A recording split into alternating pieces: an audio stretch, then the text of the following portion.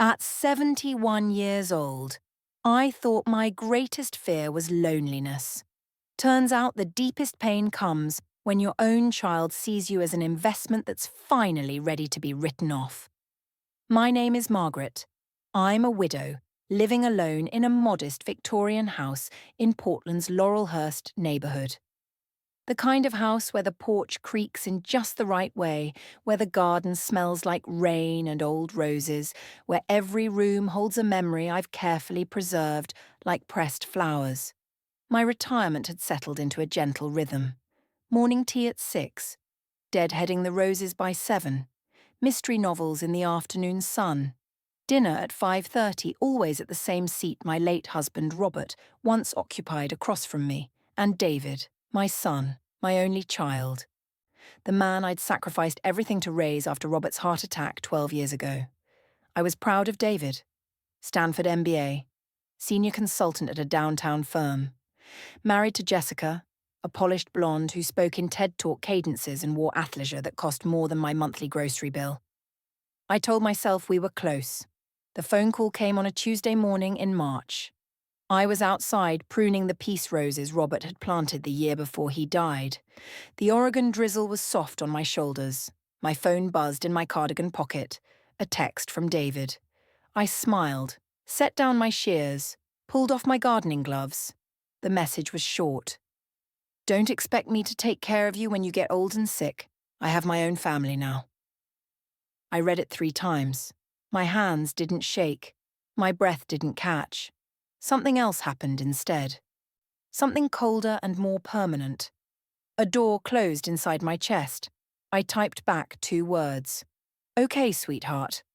Then I walked inside, made myself a cup of Earl Grey, and sat at the kitchen table for a very long time. The rain kept falling, the roses kept blooming, and I kept thinking about the last 5 years of my life, the loan I'd given David for his down payment. $47,000. He'd promised to pay me back. He never did. I'd told myself it didn't matter. Family doesn't keep score. But now, staring at that text message, I realized something I should have seen years ago. David didn't see me as his mother. He saw me as a resource, a bank account with a heartbeat, an asset to be liquidated when the time was right. That afternoon, I called Mark Hendricks. Mark had been my estate attorney for 20 years. He'd handled Robert's will, my living trust, the property documents when we'd paid off the house. He knew everything. Margaret, he said warmly when I arrived at his office downtown. What brings you in? I want to revoke my current will, I said, completely. Mark set down his pen. His expression shifted from friendly to concerned. May I ask why? I showed him the text. He read it slowly. Then he looked at me for a long moment, the way you look at someone standing too close to the edge of a cliff. Margaret, he said carefully, there's something you should know. My stomach dropped. David has accessed your joint banking accounts 17 times in the last 6 months, Mark said. He's been monitoring your spending patterns, your balances, everything. The room tilted slightly. How do you know that? Because the bank flagged it to me as your financial advisor. They were concerned it might be elder exploitation. I sat very still. My hands were folded in my lap. I could hear the traffic outside, the distant sound of a siren, the hum of the fluorescent lights overhead. He's tracking my money, I said quietly. Yes. Because he's waiting. Mark nodded. I stood up. My voice was steady. Close every account he has access to. Remove him as beneficiary. I want him to have no legal connection to my finances whatsoever. Margaret, do it today. Mark didn't argue. By 5 o'clock that evening, David was locked out of everything. But I wasn't finished. I hired a private investigator. His name was Dennis Mora, a former Portland PD detective who now worked independently. He came to my house 3 days later with a manila folder and an apologetic expression. Mrs. Calloway, he said, I found what you asked for. The folder was thick. Inside were credit card statements showing David was $73,000 in debt. Photos of him at high-end restaurants, luxury car dealerships, resort hotels in Cabo. Receipts for a Rolex, a Louis Vuitton purse for Jessica, a $5,000 weekend in wine country. All charged to maxed-out cards. And then, the worst part. David had told multiple people, including a private lender, that he was the sole heir to my estate. He'd used my will, my assets, as collateral to borrow money from people who don't forgive debts. He'd bet on my death. I closed the folder. Thank you, Dennis. What are you going to do? I looked out the window at the roses, at the garden Robert and I had built together, at the life I'd lived in quiet dignity for 7 decades. I'm going to teach my son something his father and I never did. Dennis raised an eyebrow. Consequences. 2 days later, David showed up at my door. It was a Saturday morning. I was reading in the living room when I heard the knock, sharp and insistent. I opened the door. David stood there, jaw tight, eyes hard. Jessica was beside him, arms crossed, lips pressed into a thin line. "Mom," David said, "we need to talk." I stepped aside. "Come in." They walked past me into the living room. David didn't sit. He stood in front of the fireplace like a lawyer preparing to deliver a closing argument. "What the hell did you do?" he said. I sat down in Robert's old chair, folded my hands. "I closed my bank accounts. You locked me out." "Yes." "Why?" I looked at him, really looked at him. The son I'd raised. The boy who used to bring me dandelions from the yard and call them bouquets. The teenager I'd tutored through calculus. The man I'd believed in, sacrificed for, loved unconditionally. He looked like a stranger. "Because you told me you wouldn't take care of me when I'm old," I said calmly. "So?" I decided to take care of myself. Jessica stepped forward. "Margaret, you're overreacting." "Am I?" David exhaled sharply. "Mom, I was stressed. I didn't mean it like that." "How did you mean it?" he faltered. We have our own expenses. Kids are expensive." "You don't have children, David." Silence. Jessica's cheeks flushed. David looked away. I reached into the drawer beside me and pulled out a printed spreadsheet. "This is every dollar I've given you in the last 5 years," I said. $47,000 for your house, $8,000 for the wedding, $6,000 for the Cabo trip, $3,000 for Jessica's birthday in Napa, $2,000 for your car repair.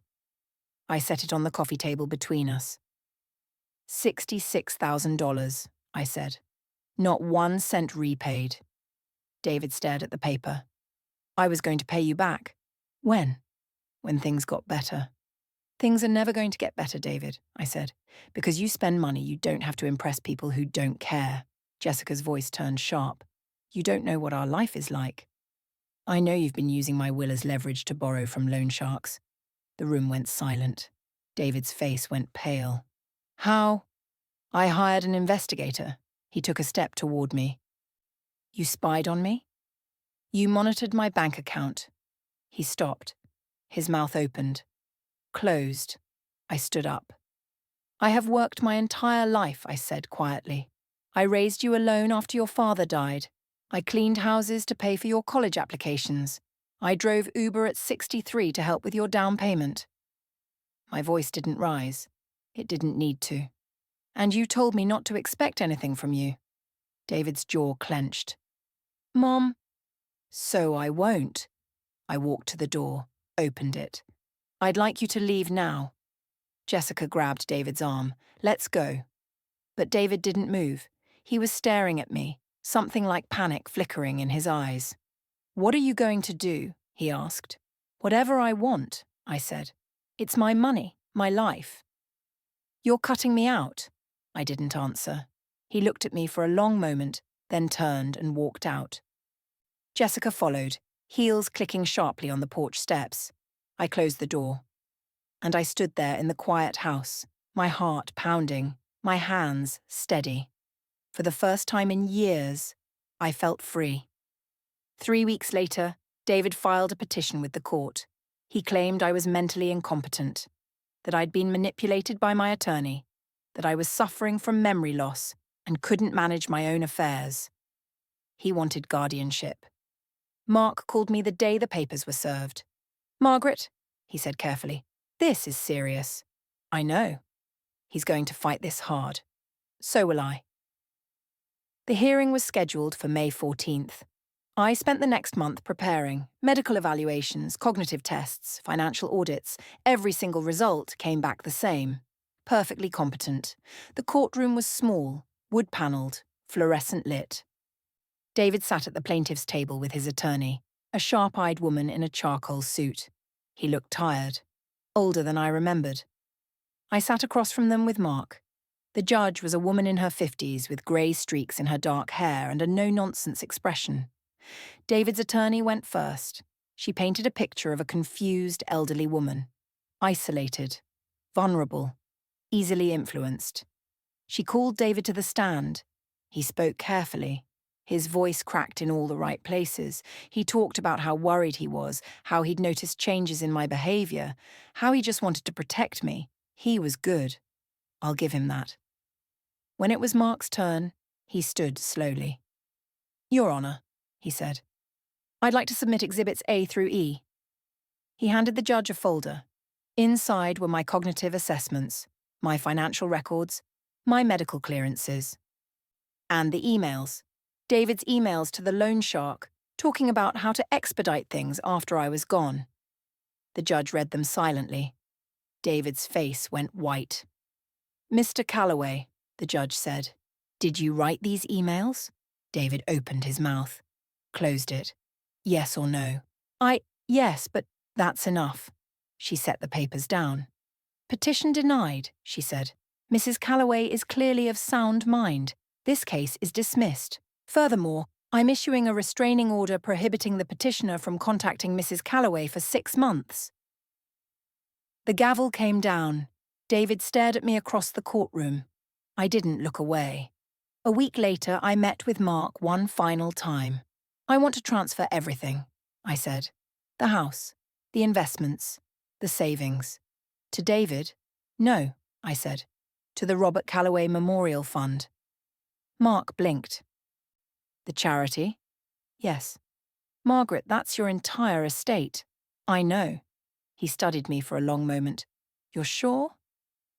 I thought about Robert, about the man who'd planted roses and read bedtime stories and taught our son to ride a bike, about the values we'd tried to pass down.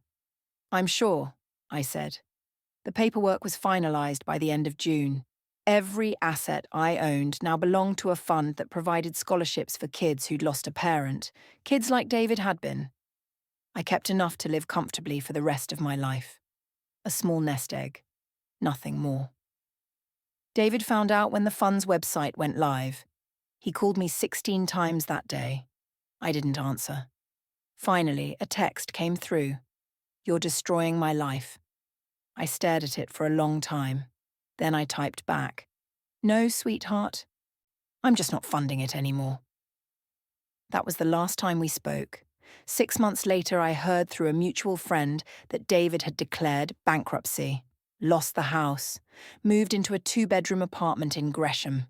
Jessica left him. He was working as a contract consultant, taking any job he could find. I felt a pang when I heard. Not regret, just sadness. For the son I'd raised, for the man he could have been, but I didn't reach out. Some lessons you have to learn on your own. Now I'm 72. I still live in the same house, still tend the same roses, still drink my tea at 6 in the morning and read my mystery novels in the afternoon. But something's different. I'm not waiting anymore. Not for David to call. Not for forgiveness. Not for some reconciliation that might never come. I'm just living. Last week, I volunteered at the first scholarship ceremony for the Robert Calloway Fund. Watched a 17-year-old girl accept money for college. Saw her mother cry. The girl had lost her father to cancer 2 years ago. She reminded me of David at that age. Bright, hopeful, hungry for a future. I wanted to tell her to hold on to her mother, to remember that money comes and goes, but love, real love, is irreplaceable. But I didn't. She'll learn that on her own. Or maybe she won't need to. That evening, I came home and stood in the garden as the sun set over the trees. The air smelled like cut grass and roses and the faint sweetness of summer rain. I thought about David. I thought about Robert. I thought about all the years I'd spent trying to hold a family together that had already come apart. And I realized something I should have known all along.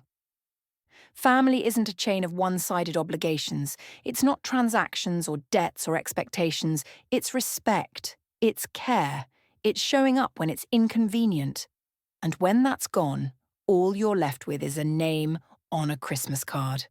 I went inside, made myself dinner, sat at the table alone. And for the first time in years, I didn't feel lonely. I felt free. So, here's my question for you, the one I ask myself every day. If your child saw you as nothing more than a bank account, would you keep funding their life? Or would you finally choose your own? I chose mine. And I've never looked back.